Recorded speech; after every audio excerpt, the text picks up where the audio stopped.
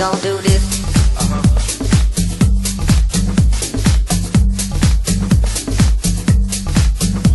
Con la segunda mesa panel, el cambio que hubo, como ustedes saben, Manuel Morea Araujo no puede estar en este panel político de coyuntura, y entonces aprovechamos que Laura va a estar en el tercer panel para presentar su libro, a que también se adelante para el segundo, para aprovechar un poco su mirada nacional y hacer un complemento de lo que preparó Fernando Stanich. Como estamos medio jugados por el tiempo, la idea es que más o menos tengamos media hora de este panel y después media hora o 25 minutos de este panel con preguntas, y después suba Juan Pablo Durán del Diario para hablar de temas específicos del libro de Laura Di Marco, que está quinto en ventas, pero estuvo mucho tiempo primero, así que es un éxito editorial. Y elegimos a Horacio Madcour, que él es una persona que respeta mucho los horarios, para los que nos conocemos, así que para que modere este panel y haga ameno la exposición. Muchas gracias. Bueno, muchísimas gracias a todos por estar acá. Realmente es un gusto poder sentarnos a debatir en algo que es una mirada hacia el 2015 y el 2016. Nos va a acompañar, como ustedes saben, Fernando Stanich, que es editor de la sección política de La Gaceta, fue un periodista desde los 18 años, miembro de FOPEA, y Laura, que bueno, creo que por todos ustedes conocida, periodista de La Nación, autora de muchísimos libros, y en este panel la vamos a aprovechar no por el libro que viene hoy a presentarnos, que es la biografía de Cristina, sino vamos a tratar de aprovechar su conocimiento profundo del kirchnerismo para que nos hable un poco si hay un final de ciclo o no. Esa va a ser un poco la idea. Y vamos a tratar de suplir, les pido mil disculpas a todos ustedes que han venido quizá con otra expectativa para escucharlo en la parte nacional a Mora Araujo, este bache lamentable que el profesor no ha podido asistir. Si me permiten, vamos a hacer unos slides para darle marco a Laura sobre si existe un fin de ciclo o no. Te voy a mostrar esto que me tomó el atrevimiento cuando nos entramos esta tarde, que no venía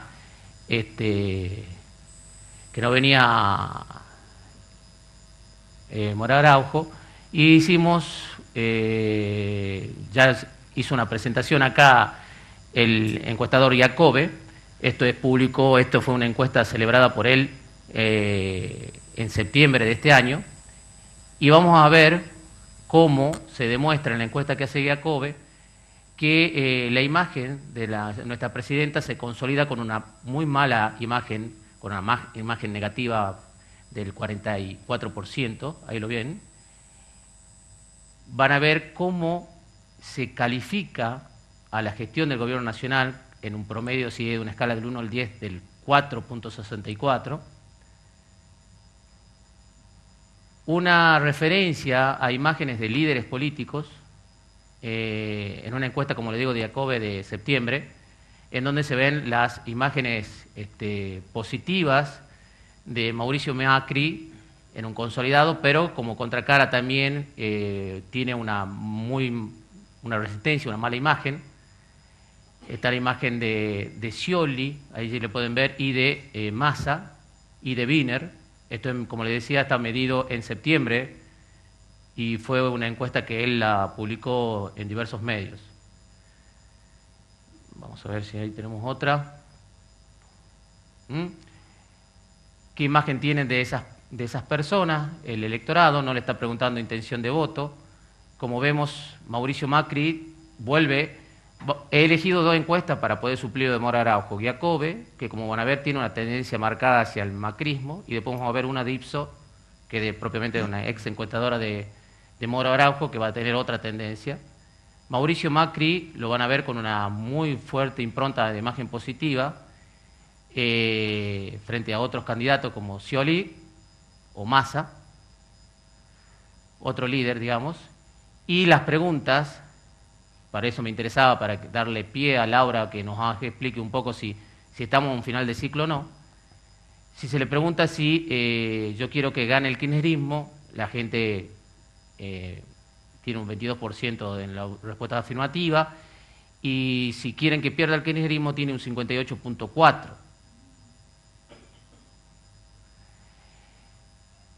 ¿Qué cree que pasará en el país después de la elección de 2015? Como vemos, hay un pesimismo generalizado en la población, no cree que haya una mejora, sino que se mantendría igual, en un 39.9%. Y la pregunta ahí está, si cree que el ciclo del kirchnerismo está agotado, y la respuesta mayoritaria del 62% dice que ese ciclo se encuentra agotado.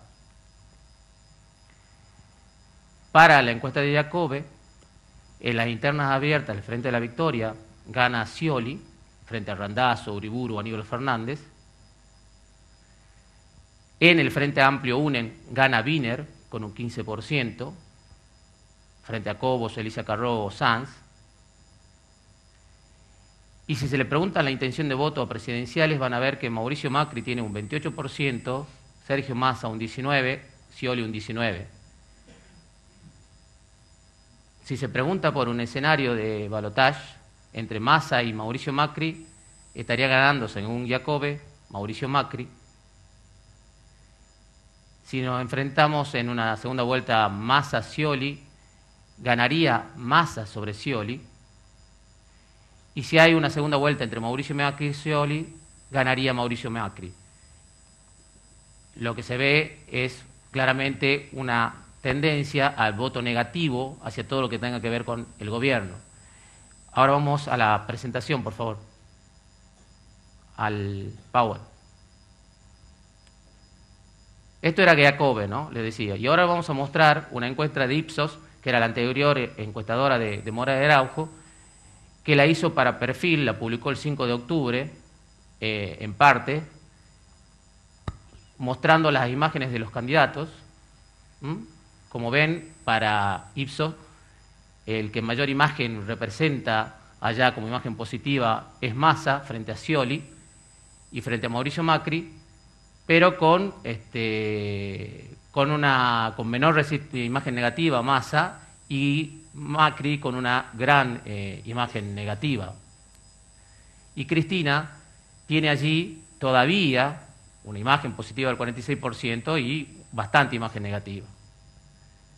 Para Ipsos, si la probabilidad de voto por candidato sería esta, hay una probabilidad de la gente le preguntan no si qué votaría ella, sino que si eventualmente lo votaría, y Sergio Massa tendría el 47%, Scioli el 43% y Mauricio Macri el 40%, pero fíjense, las imágenes, no lo votaría, también es grande, digamos.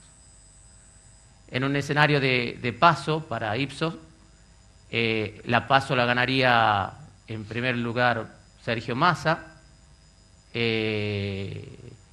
Mauricio Macri y Scioli en ese orden, y con un escenario como Wiener tendríamos también un posicionamiento de Massa y con Cobos también un posicionamiento de Massa.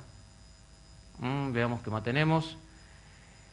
Para Ipsos, en balotaje, estaría ganando entre un escenario entre Massa y Macri Massa y entre un escenario entre Massa y Scioli Massa.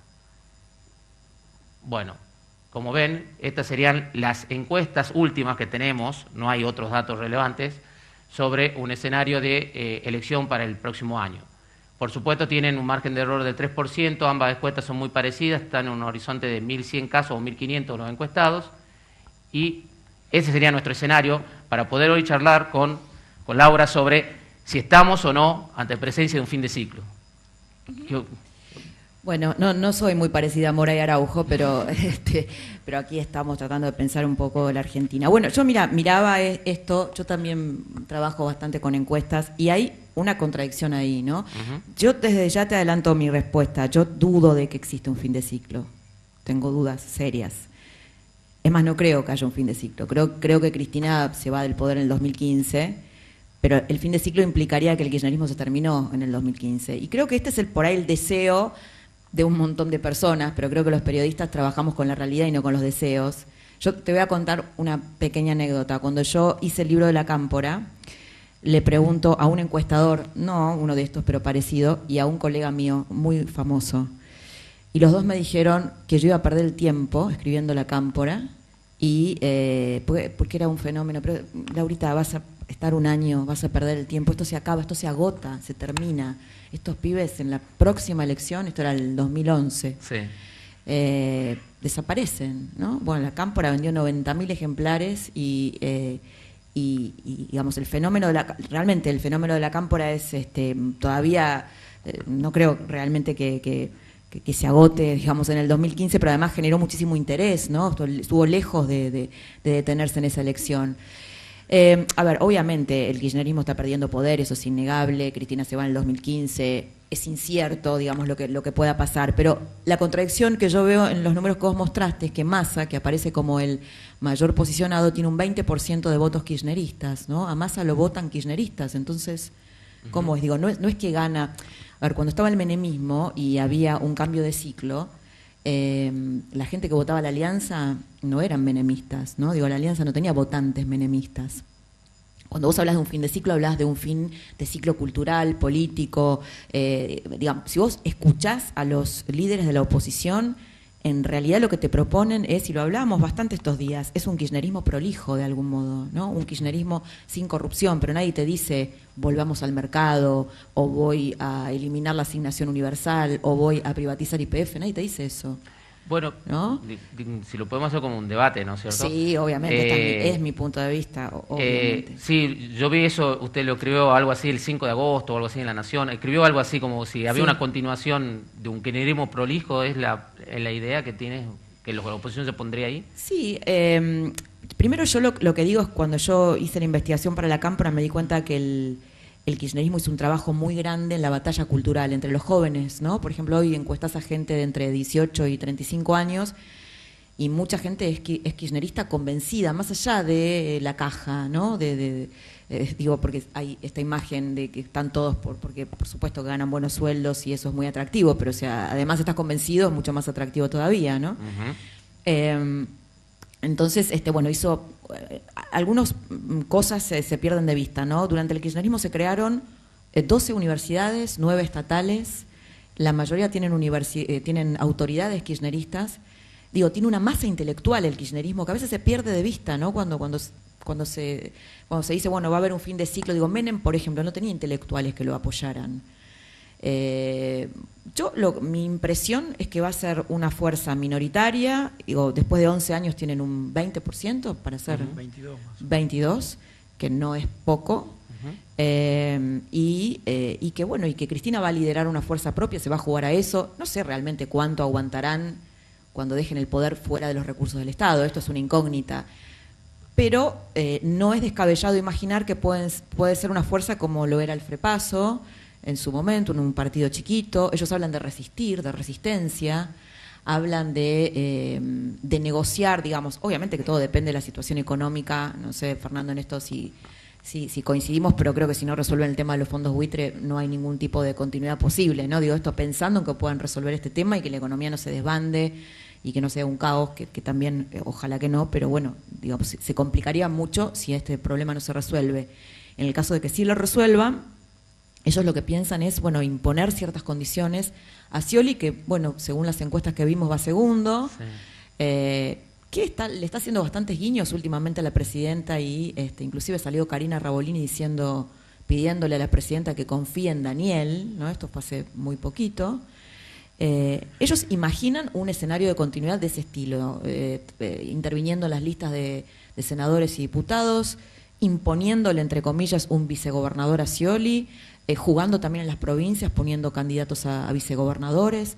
Yo, viendo el pasado del kirchnerismo y su capacidad de supervivencia y la cantidad de veces que se ha levantado después de elecciones que parecía que no podía levantarse más, yo tengo mis dudas, ¿no? De que realmente... Bueno, además me parece difícil imaginar un escenario en el que Cristina Kirchner, después de estar en el centro de la escena política durante muchísimo tiempo y con un amplio margen de poder, se retire fácilmente derrotada el año que viene.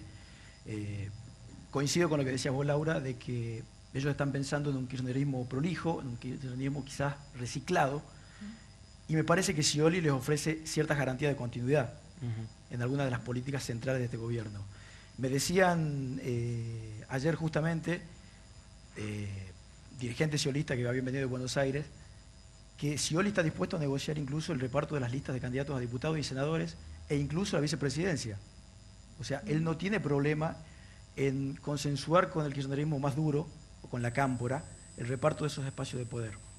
Entonces, coincido en eso y me parece que es pecar de ingenuos hablar de un kirchnerismo ya con fin de ciclo. Me parece que todavía falta mucho, que depende en gran medida de lo que ocurra con la economía y que si logran resolver algunas cuestiones centrales de la marcha del país, quizá el año que viene la tengamos de nuevo a Cristina Kirchner en el centro del ring.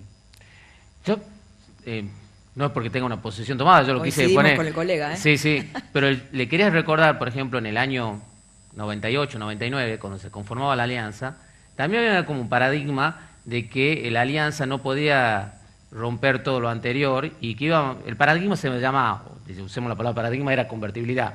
Y de la Rúa se empeñaba sobremanera en decir que la convertibilidad no se tocaba. Y al año siguiente o un año después eso voló por los aires, o sea, con el sentido de que lo que influye en la economía, digamos. Es difícil, ustedes, no sé cómo lo ven, con un 40% de inflación, sostener esos relatos. ¿Qué opinión te merece? Sin duda que los problemas cotidianos que padecemos todos los argentinos son los que molestan al kirchnerismo y que hacen que la imagen negativa de la presidenta y de su gestión sea cada vez más alta.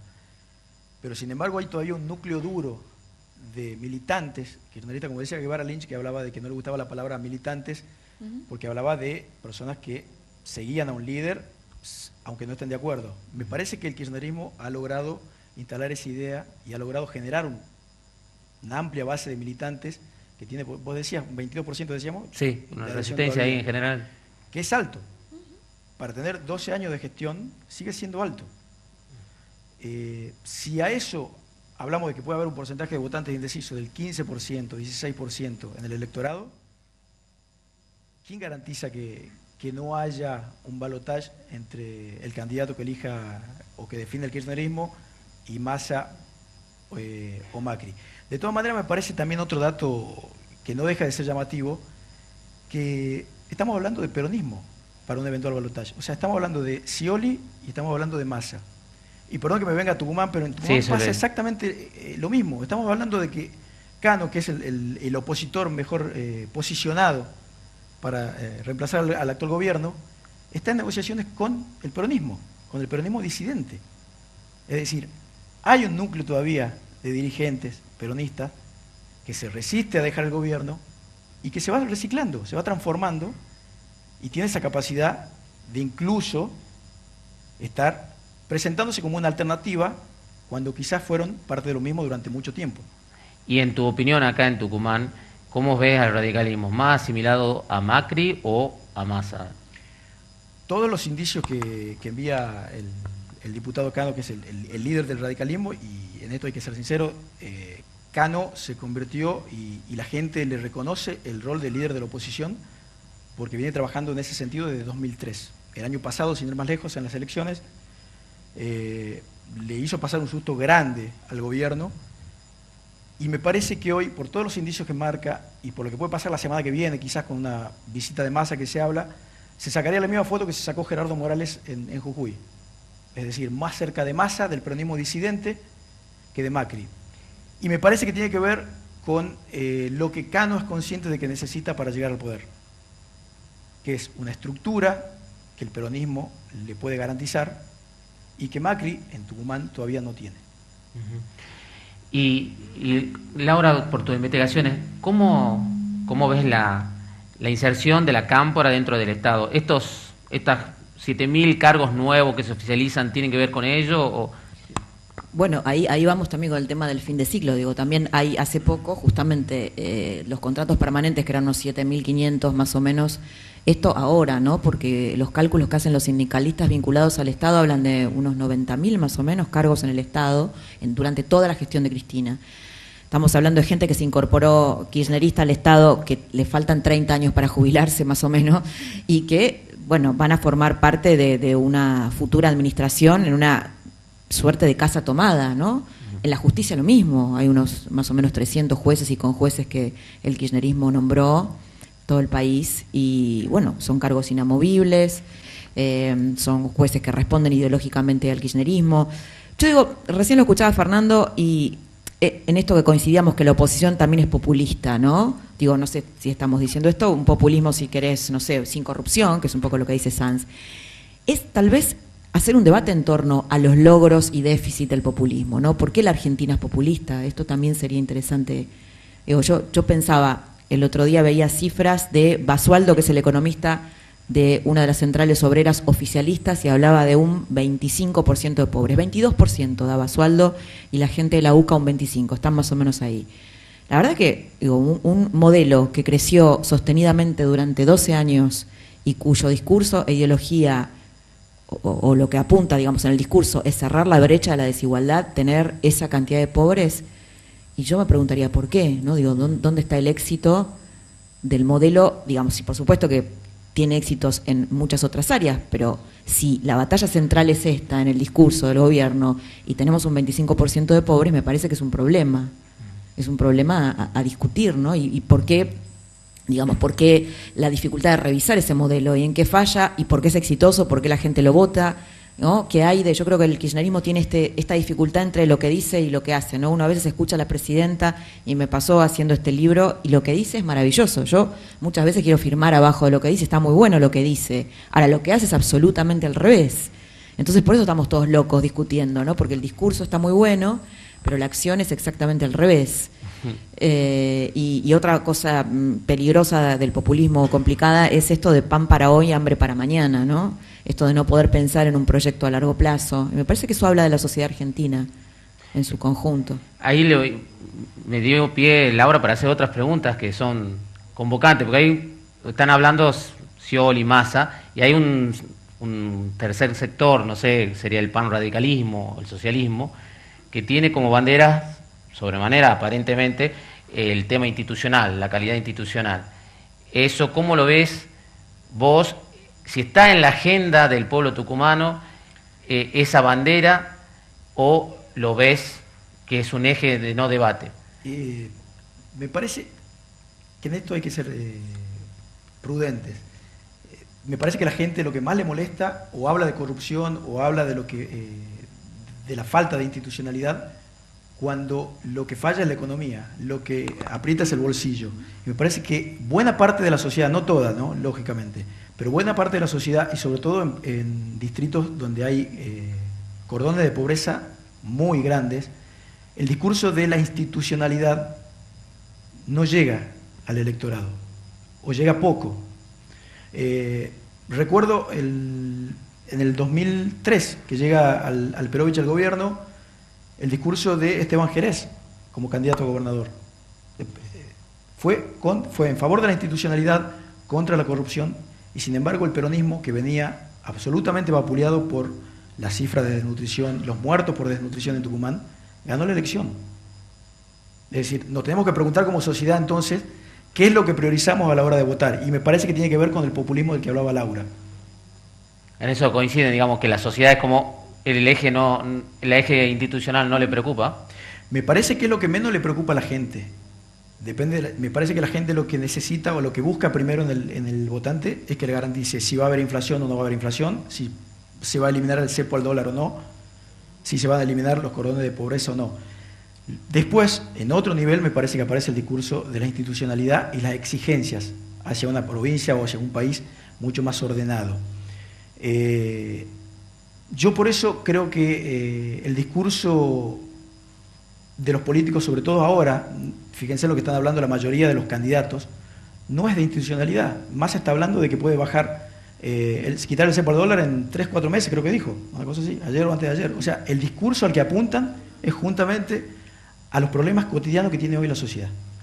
Y en ese tema, en el tema de seguridad, ¿cómo lo afronta, digamos, o cómo ves el discurso kirchnerista o los hechos? ¿Cómo ven ustedes que pueden, a los dos, afrontarlo, digamos, cada uno de los actores, digamos, en el orden nacional o en la provincia, digamos?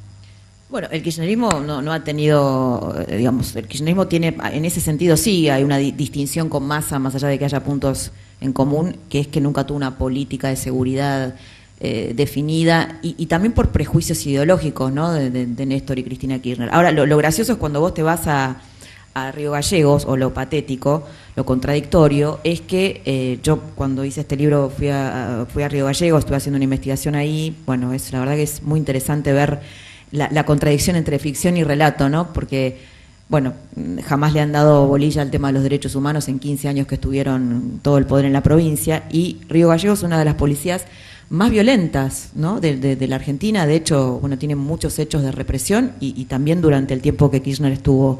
Pero bueno, no obstante eso, el kirchnerismo nunca tuvo una política de seguridad, y Massa, bueno, que seguía mucho por las encuestas y por lo que la gente quiere y demanda, hizo, bueno, un caballito de batalla con el tema de las cámaras de seguridad y me parece, digamos, que está como muy focalizado en un instrumento. En el caso de Massa es todo lo que hizo en el Tigre, ¿no? Tal vez, bueno, tal vez el kirchnerismo peca por demasiado ideologizado no haber desarrollado una política de seguridad concreta, y Massa la focaliza demasiado, ¿no? Bueno, de hecho, los candidatos hablan de seguridad porque es lo que más les preocupa a la gente, por lo menos en los grandes centros urbanos, ¿no?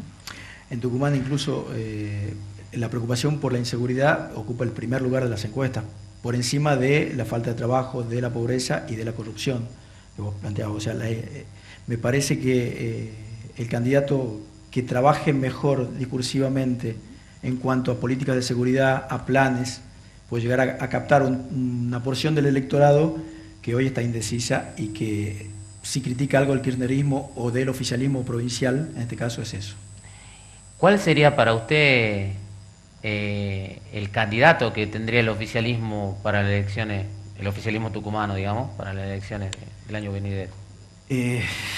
Me parece que para responder esa pregunta hay que hablar de la gran debilidad que tiene Alperovich hoy. Alperovich es una persona que después de 12 años de gestión sigue teniendo una fortaleza política innegable, está en el centro de la escena política provincial y se mantiene en ese lugar. Pero la contracara de esa fortaleza es la debilidad de todos sus candidatos.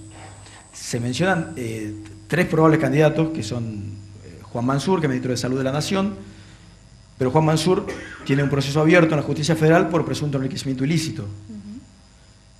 Se menciona también a la esposa del gobernador, a la senadora Beatriz Roqués, pero el problema de la senadora es que cada vez que abrió la boca generó problemas, y eso es cierto, digamos, tiene una boca difícil de controlar y que en el gobierno le temen a eso, básicamente. Esto hace que la imagen negativa, tanto de Roqués como de Mansur por su problema judicial, sean absolutamente altas. Tiene una imagen positiva que ronda el 20 y pico % según las encuestas oficialistas, aclaro, porque las opositoras dan un poco menos el porcentaje, pero la imagen negativa es casi tan alta, o quizás más alta en el caso de la senadora. Y el tercer nombre, que creo que está un poquito más atrás, es el del ministro del Interior, que es Osvaldo Jaldo. Yo creo, a juzgar por los indicios, por las señales que envía el gobernador y cómo se está moviendo el oficialismo, me parece que Mansur tiene un poquito de plus, porque además ha crecido a nivel nacional como una figura política por encima o por fuera del alperovichismo. Y retomando eso, ¿el kirchnerismo jugaría con 2 candidatos acá o crees que por Amaya, porque no me comentaste nada sobre Amaya? Es que Amaya es el gran misterio, me parece, de la política local. Es como esas novelas de la siesta en la que nos quedamos con ganas de ver el próximo capítulo, a ver cómo actúa tal personaje. Bueno, me parece que Amaya es eso hoy. Amaya, en lo que es gestión, si yo les pregunto, me dicen todo que es oficialista, seguramente, porque hace 12 años acompaña políticas kirchneristas y surgió del riñón alperovichista. Pero si les pregunto discursivamente si Amaya sigue siendo oficialista, quizás me digan, no es oficialista, porque al menos en los archivos de los diarios de los últimos 3-4 meses, el discurso de Amaya es confrontativo. Pero del discurso a la acción todavía no pasó. Entonces me parece que, volviendo a tu pregunta, el kirchnerismo no tiene margen para jugar con 2 candidatos a nivel provincial el año que viene. Me parece que va a elegir uno y sobre ese va a cabalgar. Me parece que se va a apoyar, por lo que he visto del kirchnerismo en este tiempo y de Alperovich, se va a apoyar en la institucionalidad provincial. Y me parece que la institucionalidad provincial oficialista hoy la marca el gobernador.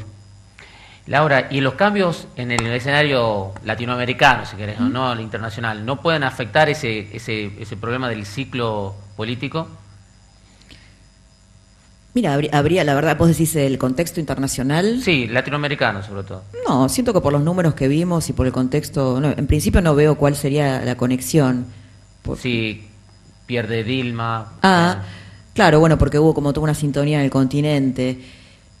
La verdad que no lo sé, sinceramente no lo sé, pero me parece que hay condiciones, por lo que vimos, que no sé si son modificables por un contexto internacional, ¿no? Inclusive, bueno, más allá de Dilma hay otros gobiernos en el continente que tienen esta, digamos, cuando uno dice esto, en realidad Pepe Mujica, ¿no? Es justamente la diferencia entre la Argentina y otros países de América Latina que tienen gobiernos de centro izquierda es que no son populistas, no son democracias.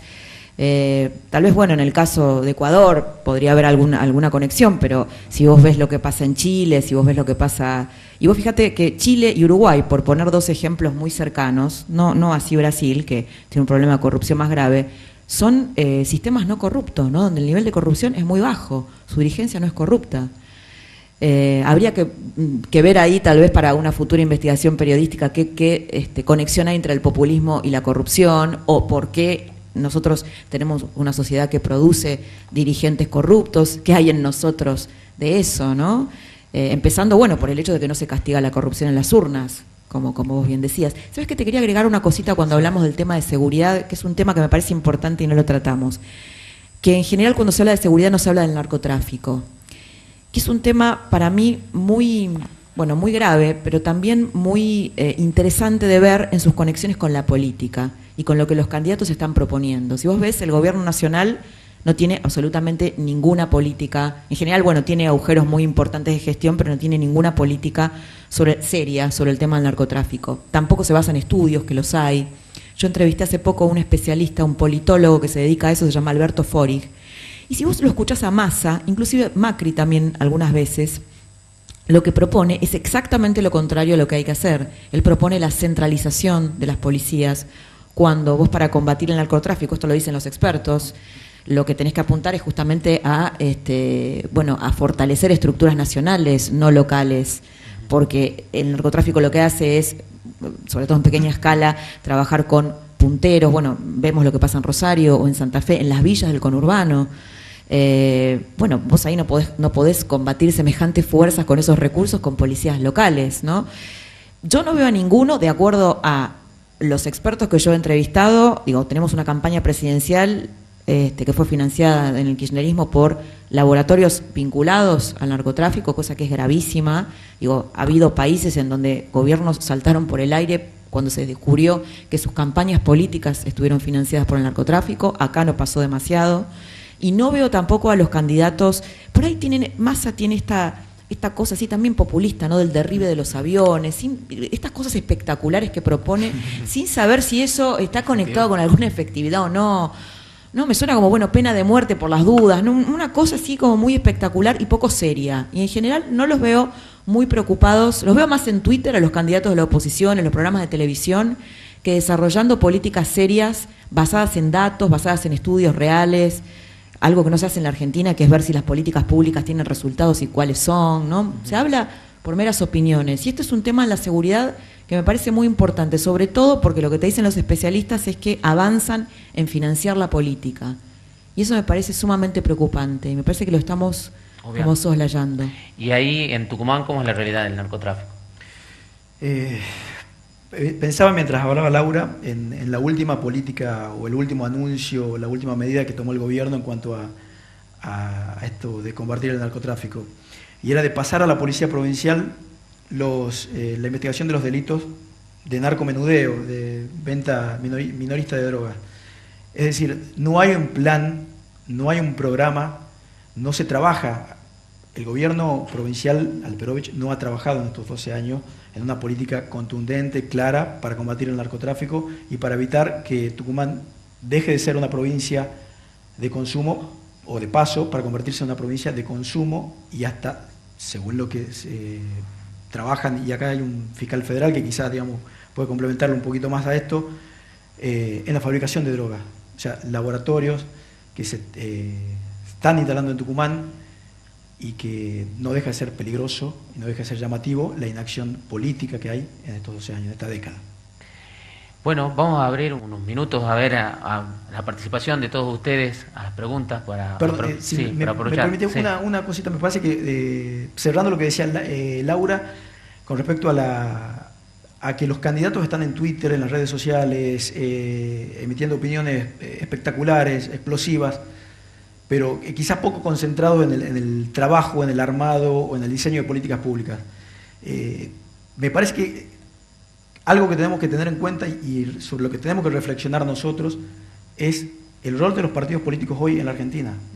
Hoy no discutimos sobre la propuesta de la UCR, no discutimos sobre las propuestas del PJ, sobre las propuestas del PRO, estamos discutiendo sobre la figura política de cada estructura y estamos hablando de que las fronteras de los partidos políticos se han derribado totalmente.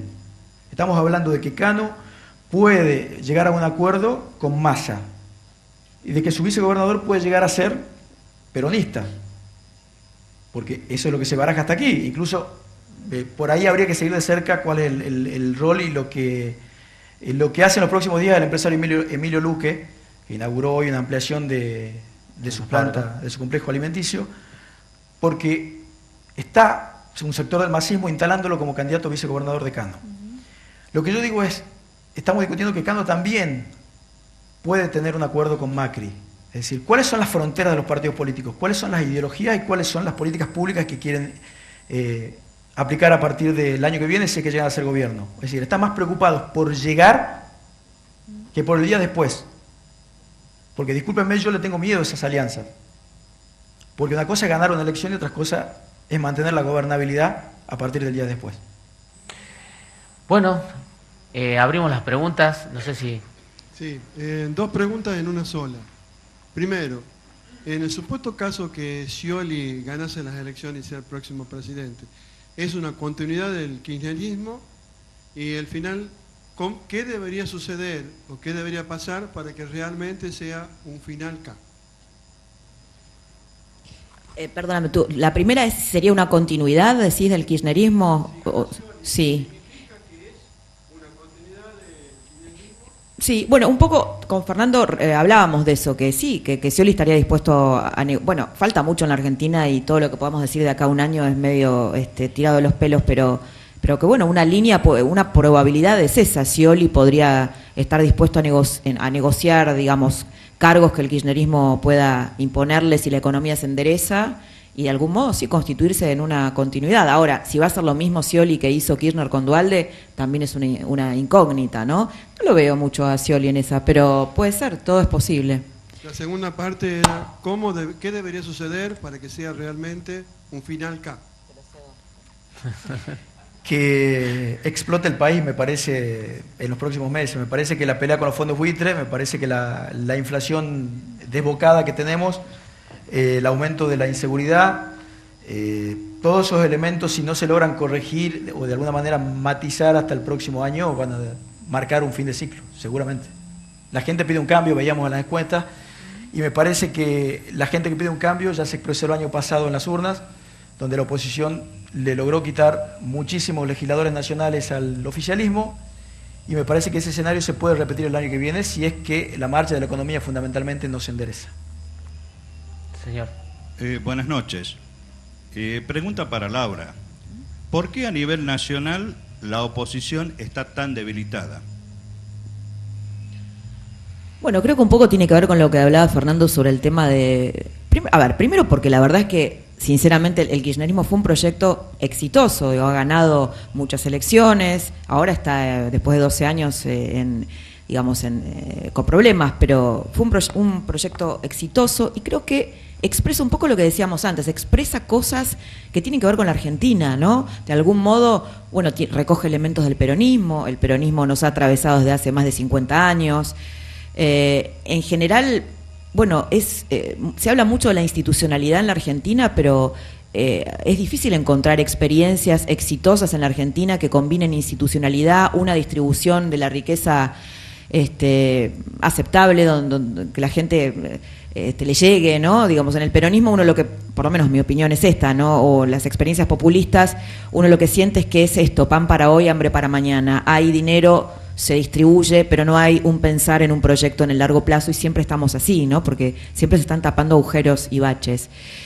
Bueno, de algún modo tiene que ver con la sociedad. Yo siempre digo, ni Cristina, ni el kirchnerismo, ni ningún otro gobierno bajó de un plato volador y nos corrompió a todos, sino que nosotros elegimos a la presidenta 2 veces en elecciones libres y otras tantas lo eligieron los santacruceños y nosotros también como legisladora nacional y local en Santa Cruz. O sea, son dirigentes. Yo creo que algo importante, y Fernando lo planteaba, ¿no? Yo digo, esto, a ver, es grave que la Argentina no castigue la corrupción, ¿no? Después, digamos, ¿cuánto derecho hay para quejarse de eso si no castigamos los dirigentes corruptos? A Menem no se lo ha castigado. A Kirchner nos enteramos que era corrupto desde siempre, por lo menos el periodismo siempre lo difundió. Ahora, ¿cuándo eso empieza a calar en la sociedad? Cuando la economía empieza a no funcionar. Entonces, bueno, también hay una responsabilidad colectiva, ¿no? Sí, Doctor. La pregunta es la siguiente. Cuando iniciaron la exposición se mostraron 2 encuestas. Hace unos días en un periódico o en algún artículo periodístico hubo un estudio acerca de las contradicciones que tienen las encuestas de acuerdo aparentemente a quién las paga. Lo que estoy notando personalmente es que, digo, casi irresponsablemente muchos medios toman cualquier encuesta como si fuese prácticamente verdadera y se nota un claro direccionamiento en algunos medios a ciertos candidatos. Pese a que no hay debate, pese a que ninguno tiene una propuesta concreta seria, y me parece que hay un rol del periodismo que deja como vacante la necesidad de una discusión mucho más profunda y en definitiva no le hace ningún favor a la sociedad, sobre todo cuando se toman encuestas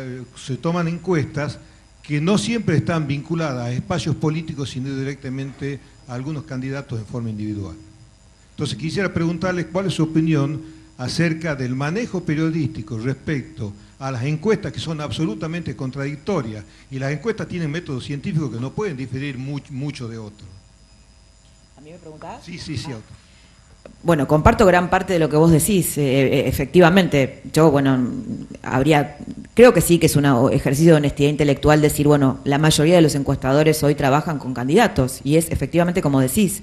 Si vos sabés, digamos, que tal encuestador trabaja para tal candidato y entonces las encuestas le dan mejor que en otro. Es más, hoy justamente hablamos de eso, hay candidatos, algunos más que otros, pero inclusive FOPEA, al foro que pertenecemos Fernando y yo, que es un foro periodístico, se debatió el hecho de que vos lo ves a Massa que aparece en cuanto programa hay él y sus expertos, entre comillas, sus asesores, en programas donde opinan sobre cuestiones, por ejemplo, de seguridad u otras cuestiones como si fueran expertos y en realidad son asesores de Massa que están haciendo campaña y pagan ese espacio.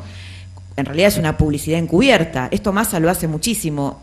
No tengo, digamos, esto lo tengo, fue una denuncia que trabajó nuestra institución concretamente, u otra que Massa invitó a periodistas a su viaje a Estados Unidos, les pagó a estos periodistas para que a algunos de ellos. Entonces, digo, de algún modo es un soborno encubierto, ¿no? ¿Qué pasa con ciertos colegas que aceptan este tipo de invitaciones, que desde lo ético son complicadas?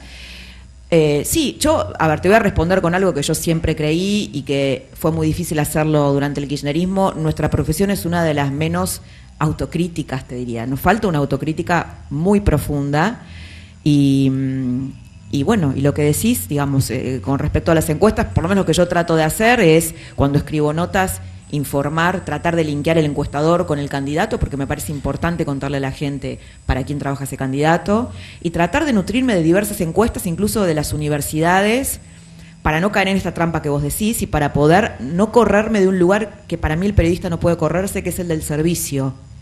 Es el del servicio. Complementando eso, me parece que la solución podría estar en explicar antes a la gente para quién trabaja ese encuestador y quién encargó esa encuesta y quién la financió. Y me parece que nosotros los periodistas tenemos que, en lugar de difundir los números de esas encuestas, cotejarlos, analizarlos y en todo caso sacar nuestra opinión y nuestra conclusión en base a esos números que, como bien decía, difieren según quién las paga, aunque no debería serlo así. De todas maneras, me parece que a nivel local las encuestas no varían mucho en cuanto a quiénes son los tres referentes que quizás tengan mayores chances el próximo año si es que hay algún cambio. Tenemos una pregunta ahí. Sí. Sí, como ciudadana común me encuentro muchas veces confidencialmente con algún político del peronismo, del radicalismo, y bueno, ellos siempre comentan que bueno, es muy frecuente, necesitamos tanta cantidad de dinero para comprar tanta cantidad de votos, porque este es el dinero que se necesita para conseguir un puesto político, ya sea como legislador. Entonces, mi pregunta es la siguiente, y esto es frecuente, yo creo que es de común, es más, hasta de alguna manera se esconden, pero es conocido también la falta de fiscales en algunos lados, entonces ya sea por el voto comprado o por fraudes electorales, está como dominada, de acuerdo al dinero que maneja cada político, la cantidad de votos que va a obtener. Mi pregunta es la siguiente: ¿qué función en el voto tenemos como ciudadano común si yo veo que las encuestas es como un rating para ver, es mi mirada, para ver qué político va a obtener más dinero de aquellas empresas que se van a ver beneficiadas del próximo político? Ustedes mismos se están planteando que no hay plataformas, no hay bases, no hay proyecto a futuro. Están presentando una solución de un aquí y ahora, ¿sí? Entonces, de golpe, sí, muy lindas las encuestas, pero yo como ciudadano común, ¿en qué? Si esto realmente yo lo veo, mi pregunta es ¿cómo lo ven ustedes a este tema del clientelismo, del aporte de las empresas, o de dónde viene el dinero para manejar? Porque creo que todos sabemos que es una realidad.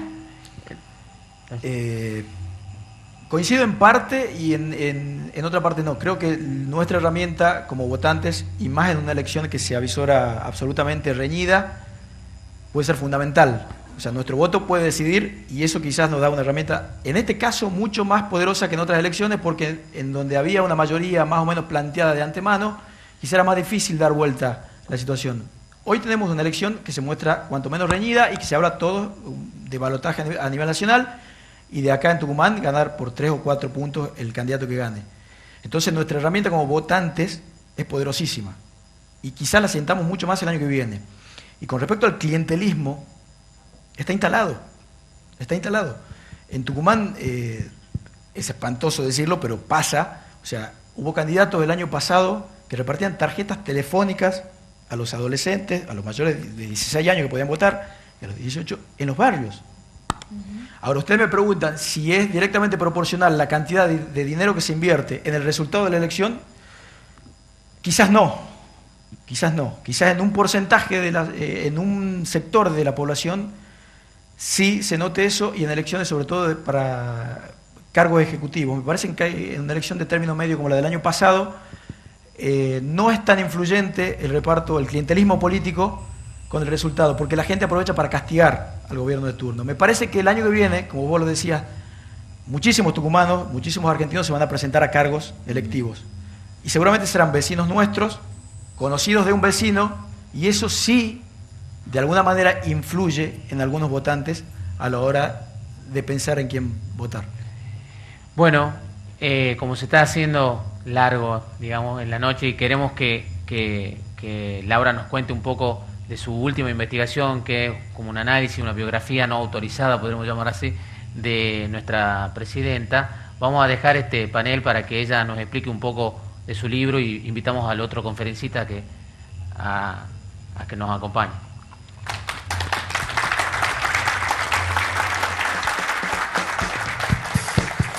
Don't do this.